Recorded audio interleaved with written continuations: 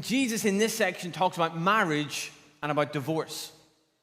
And as we started, I want to start with an acknowledgement that speaking of these two subjects, for some people in the room, will be difficult. Because sadly, not all marriages end well. Sometimes divorce is the result, and that causes a lot of pain. It causes a lot of heartbreak, and it causes a lot of wounds.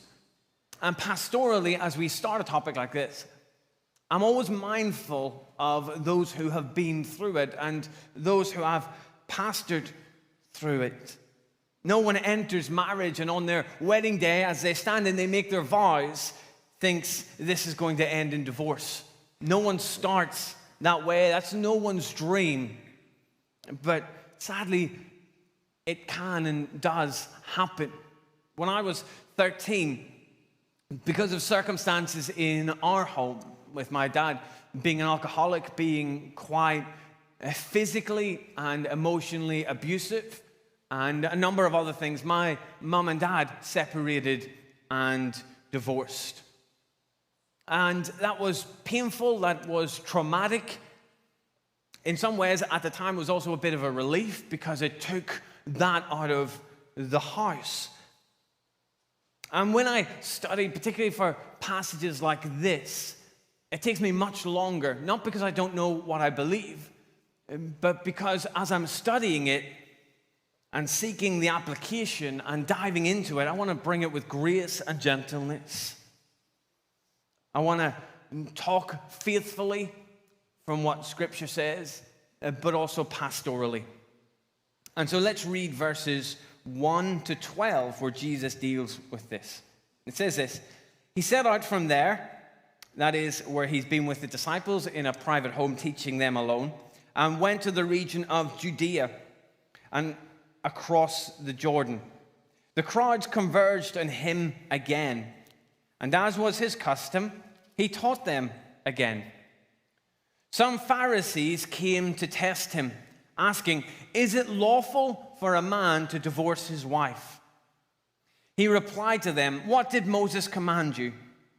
They said, "Moses permitted us to write divorce papers and send her away."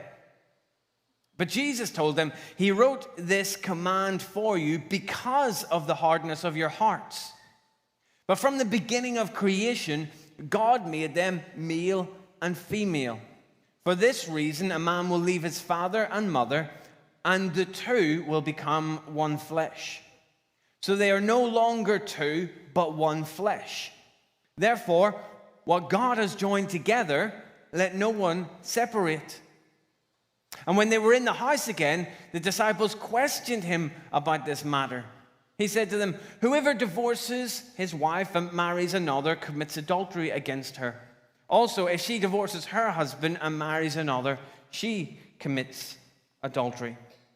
So in this reading, we move away from Galilee. We move away from the private setting of Jesus just teaching his disciples, and we move into Judea. We're getting closer to Jerusalem. This is Jesus beginning the walk towards Jerusalem. And so we've moved into a new region where Mark hasn't really had us before. And this is the Jewish heartland. This is getting close to Jerusalem. And it's important that we understand something about this place and the question that arises as Jesus comes into it. This is the area that is ruled by Herod Antipas. We've met Herod Antipas in Mark 6. Do you remember the long account of how John the Baptist was beheaded? That John the Baptist challenged and criticized Herod and his wife Herodias because both of them had divorced their husband and wife in order to marry each other. And John criticized them and said their marriage wasn't lawful, that what they were doing was sinful. And Herodias really didn't like John, and so at a party, she instigated a way of getting John's head chopped off. And so Jesus has entered that area with this in the background of what's going on. This is the area of Herod Antipas and Herodias. And just like John the Baptist has had that challenge and he has lost his head, so the Pharisees, in one sense, are trying to set Jesus up. What's an easy way to get rid of Jesus? get them to criticize the rulers and their sexual behavior, and they will take care of it for us. We won't have to do anything. But there's another background to this that we need to be aware of as well. In Judaism and in some of the early rabbinic schools, there was a dispute between two rabbis, and Jews fell under one of two areas. The two schools were Hillel and Shemaiah. Shemaiah was a rabbi who held that only adultery could be the reason for divorce, and anything else, divorce wasn't permitted, and so he was fairly conservative. Hillel was known to be much more liberal, and his school of thought was, well, divorce can happen for any reason. So if the wife, and this is written, burnt the dinner, and the husband was unhappy with his wife burning the dinner, he could divorce his wife. And so that...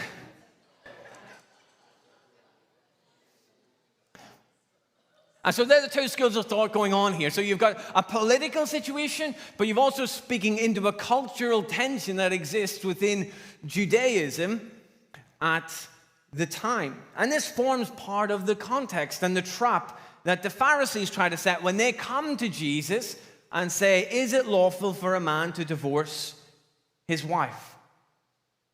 These are questions that are only asked really to create a storm. The same thing happens in our culture. There are some questions that we will get asked not because somebody wants the answer to them, because they know they will create a storm around them that engulfs you into that storm. And that's exactly what's happening with Jesus. And so when Jesus is asked, what he does to the Pharisees is turn them back to the law of Moses, back to the first 5 books of the Bible, and he says, listen, what did Moses command you? What did Moses say about this? And Jesus is being quite clever in doing that, but obviously this is where the dispute comes from between the two schools, particularly on Deuteronomy 24. And the law has a number of things that it says. So, example, Exodus 21, speaking about a husband, it says, if he takes an additional wife, he must not reduce the food, clothing, or marital rights of the first wife. And if he does not do these 3 things for her, then she may leave him free of charge without any payment. Again, there are some things which are in the Bible which God doesn't command. They are a way of God controlling behavior that already exists. And that's what Jesus is going to get to in a moment. This then moves into personal injury and what happens in the cases of personal injury. We then have passages like Deuteronomy 21 and 22, which I'll leave you to read for yourselves. I don't have the time to go through them. Passages which talk about how divorce can happen, but really what God is doing is regulating sinful, prideful, and arrogant behavior, mainly of men. In the culture of that early time, if a woman was divorced, life was just really difficult for her. It left her in a really difficult position and often left her destitute. And what was happening quite frequently is men were just divorcing their wives, moving on to someone else, and the woman was left with very few rights, with no one to protect her, no one to look after her, no one to provide for her. And so what is happening in the law is these protections are being built in to stop that from happening. But then you get to a passage, Deuteronomy 24, and this is what the Pharisees are referring to. Deuteronomy 24 says this, verse 1. If a man marries a woman, but she becomes displeasing to him because he finds something indecent about her, he may write her a certificate of divorce, hand it to her, and send her away from his house. If after leaving his house, she goes and becomes another man's wife, and the second man hates her, writes a certificate of divorce, hands it to her, and sends her away from his house, or if he dies, the first husband who sent her away may not marry her again after she's been defiled, because that would be detestable to the Lord. You must not bring guilt on the land the Lord your God is giving as an inheritance. These passages are written not as a command, they're written as a concession and a way of controlling some of the sinful behavior that was happening in those days. And one of the things that's happening here is that if someone has divorced his wife and she has remarried and she finds herself either divorced or widowed, he's not allowed to go back and marry her again. There's a protection being put in there to stop messing around, basically, or the ex-husband having some sort of control or having some sort of right to go back. And so this is put in as a concession, not as a command. And Jesus says he wrote this command for you because of the hardness of your hearts. God permitted divorce because of hardness of hearts. Because of their sin, because of their sinful behavior, God allowed it. And it was given as a way of regulating that sin and regulating that hardness of heart that exists. And so when Jesus is talking about it, the way he describes the reasoning behind divorce is because of hardness of heart. We see hardness of heart creep up throughout the Old Testament. God accuses Israel of hardness of heart over and over again. They will not listen to him. They will not obey him. They will not follow his ways. They will not do what he instructs. And over in the wilderness, what we see is God saying, you're a stubborn and stiff-necked people. You have a hard heart. And that's what's going on here. They are so sinful and so hard in their heart. God is putting in a mechanism to control what they're already doing and trying to bring some protections to it. N.T. Wright describes the hardness of hard-heartedness as the inability to have one's heart in tune with God's best intention and plan. Thwarted God's longing that Israel should be the prototype of a renewed humanity. When God called Israel, he called them to be different in the world. When God called Israel, he called them not to be like the nations around them. He called them to live differently. And all the way back in Genesis, God gave a command that a man and a woman should marry, and that should be a lifelong union. And Israel, in their hard-heartedness, is not doing that. And so the divorce regulations only exist because of this hard-heartedness, because of sin. And when it comes to it, often when there's a divorce happens, there's sin somewhere along the way. That someone has developed a hard heart and they've had an affair, or they've become abusive, or they just decide, I have enough of this, and they sin against the person they've made a commitment to, and they enter into a divorce. There's this hard-heartedness that causes great harm and great pain. Because usually there is another person on the other side of the marriage who has not longed for this, not wanted this, not done anything, is the innocent party. And they endure the pain and the suffering and the harm of that. And so what Jesus is doing is talking to the Pharisees, and this is what lay behind divorces, was hard-heartedness and sin. And it's not God's ideal. It's not what God designed marriage to be like. It's not the way God wants marriages to be. And so Jesus turns their attention back to Genesis. And he quotes directly from Genesis 1 and 2. And Jesus says to them, listen, in the beginning, God made male and female.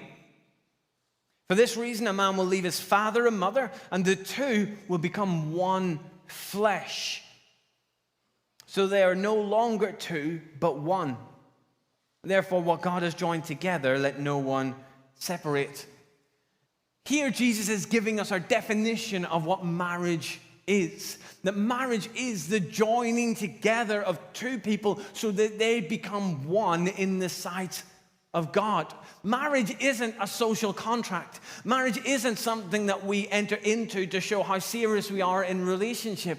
Marriage isn't something of just two parties engaging in something legally. Marriage is more than that. Marriage is the coming together of two people to become one. Male and female. Marriage has been redefined in our Western culture in recent years, but biblically, marriage is a union between a man and a woman. Eckhard Schnabel, quote, says this: it is a heterosexual, monogamous, lifelong union that fuses two individuals, husband and wife, into one single permanent reality, established by God, a union of flesh that shall not be destroyed. And so marriage is unique than every other relationship that we have, because in marriage, the two become one. The two become one in their vows, and the two become one in their sexual union. Now, a sexual union between a husband and wife makes them one. That's why the Bible speaks about sex and sexuality and all of that in the terms it does, because it's more than just some... Listen, sex is good. Sex is a gift. Sex is given by God. It is to be enjoyed within the marriage, because that is where the two become one. It is an intimacy that we share with no one else. It's an intimacy that we don't have in any other relationship, in any of the earthly relationships that exist. And through the act of sex, there is this new one flesh in which we are joined together. And that is the point of sex, and male and female. Because God creates something new. Marriage is an act of creation. Now, it's regulated by the state, and in each country there has to be regulations to do that. But ultimately, biblically, marriage is an act of creation. It's an act of the two becoming one, from which children are created. And that's where Hebrews 13 verse 4, I think, says that marriage should be held in high esteem or honorably by all, and no one should defile the marriage bed, because God will judge those who are sexually immoral and commit adultery. Sex in marriage is held in such high esteem by God because it's an act of creation. It's something that is commanded in creation, and from which creation happens. And so marriage and divorce in this context, Jesus is bringing them back right to creation and saying, what is marriage about? Marriage is about the two becoming one. And so when that is ripped, of course that is going to cause so much pain and sorrow, and it is doing the opposite of what creation is designed to do. What sin does is decreate. What sin does is lead from life to death. And that is what Jesus is warning about. And we can't just see marriage as just a strong relationship or an important relationship or a relationship in which we've made a significant commitment. It's an act of creation that joins us together. And so understanding that as our background is why Jesus says, listen, what God joins together, let no man separate. It is such a unique covenant, such a unique bond, such a unique coming together, that it is God who brings it together, makes this new creation to happen, that Jesus says, let no one separate. There's a kingdom call here back to the original model. And here's the thing, out of the context of what we've just come through about Jesus saying, listen, if your hand causes you to sin, cut it off. If your eye causes you to sin, cut it off. If your leg causes you to sin, cut it off. Here's the thing, marriage is where our discipleship is rooted. Marriage is the place where you have to learn to live serving someone else, where you have to learn to restrict yourself in order to serve someone else, where you have to take a position of not harming someone else, where you have to take that position of not seeking greatness, not seeking superiority, not seeking pridefulness. None of that works in a healthy marriage. And so God calls us as disciples to a different way, to the original.